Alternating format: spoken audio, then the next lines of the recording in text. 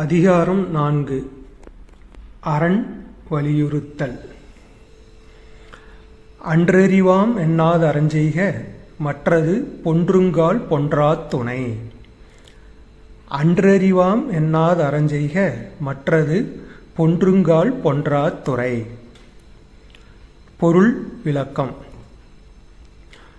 ஒருவர் இளமையாக உள்ளபொழுதே அறம் செய்ய வேண்டும்.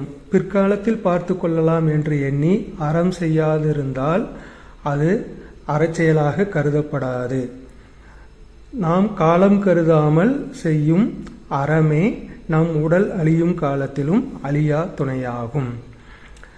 இளமையாக இருக்கும் பொழுது அறச்செயல்களில் ஈடுபடாமல் தீய செயல்களில் ஈடுபட்டுவிட்டு முதுமையில் அறச்செயல் செய்தால் போதும், இறைவனின் பாதடிகளில் அடைந்து விடலாம் என்று எண்ணுபவர்கள் இளமையில் அறம் செய்யாமல் இருப்பார்கள். முதுமையில் அறம் செய்தால் இறைவன் ஏற்றுக்கொள்ள மாட்டார்.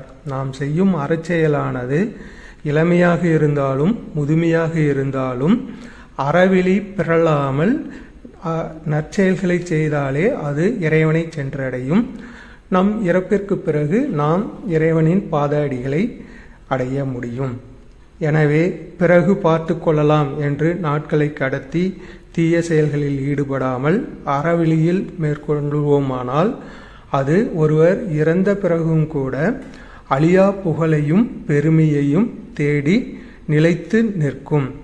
அது மட்டுமல்லாமல் நம் வாழ்வின் பொழுது நமக்கு ஏற்படும் கஷ்ட காலங்களில் நாம் துன்பப்படும் பொழுது அந்த அறச்செயலானது நமக்கு துணையாக நின்று நம்மை காத்து அருள் புரியும்.